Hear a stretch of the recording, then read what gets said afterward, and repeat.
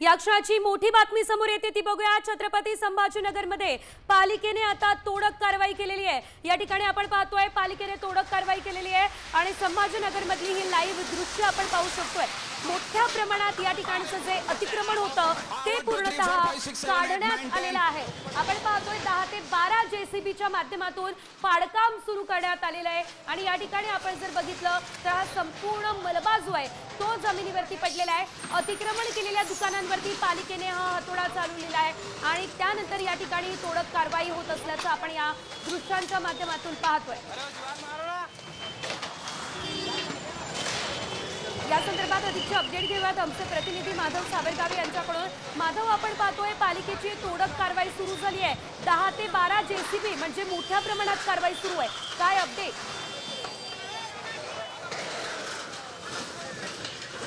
छत्रपती संभाजीनगर शहरातील शिडको चौक ते चिकलठाणा परिसरामध्ये मोठी अतिक्रमणं गेल्या 20-25 वर्षापासून आहेत आणि ती अतिक्रमणं ही काही हटायला तयार नव्हती। वारंवार महानगरपालिकेने नोटिसा दिल्यानंतरही लोक मागे हटायला तयार नव्हते। अखेर महानगरपालिकेने पोलिसांचा मोठा बंदोबस्तासह ही कारवाई सुरू केलेली आहे।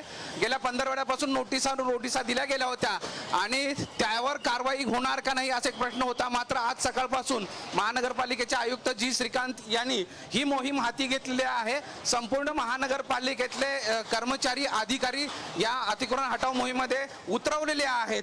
सोबतच पोलिसांचा मोठा बंदोबस्त तैनात करण्यात आलेला आहे। नागरिकांचा विरोध होता, मात्र तो विरोध झुगारून या ठिकाणी पोलिसांचा बंदोबस्त अधिक वाढवण्यात आलेला आहे आणि ही जी अतिक्रमण आहेत ती अतिक्रमण हटवण्याचं काम सुरू झालेलं आहे। जवळपास 25 ते 30 वर्षापासूनची ही अतिक्रमण आहेत आणि ही अतिक्रमण हटत नसल्यामुळं अनेक अडचणी आलेल्या आहेत आणि अशा स्थितीमध्ये आता ही मोहीम हाती घेण्यात आलेली आहे। आपल्या सोबत महानगरपालिकेचे अधिकारी कर्मचारी आहेत, त्यांच्याकडून आपण जाणून घेऊयात की नेमकं ही कारवाई ज्यावेळेस सुरू झालेली आहे या कारवाईमध्ये किती लोकांचा विरोध होता आणि त्यासोबतच किती कारवाई किती कारवाई होणार आहे, किती दुकानांची तोडफोड केली जाणार आहे किंवा अतिक्रमण हटवली जाणार आहेत आणि विरोध कसा आहे? साधारण दोन्ही बाजूचे जे काल झालेले दुर्दैवी घटनेनंतर दोन्ही बाजूचे आम्ही साधारण 350 ते 400 दुकानं यामुळे निष्कासित होणार आहेत आणि ज्या जागेसाठी डीपी रोड निश्चित केलेला आहे त्या जागेवरती डीपी रोड करण्याचा प्रशासनाचा मनोदय आहे। लवकरात लवकर सर्व संबंधितांनी त्यांचं जे काही अतिक्रमण आहे ते तात्काळ काढून घ्यावं आणि ते स्वतःचं आर्थिक नुकसान टाळावं हीच विनंती। नोटिसा कधी दिल्या होत्या आणि आता इथल्या नागरिकांचं काय म्हणणं आहे? याच्यामध्ये आम्ही सर्व ठिकाणी जाहीर प्रकटन दिलेलं आहे।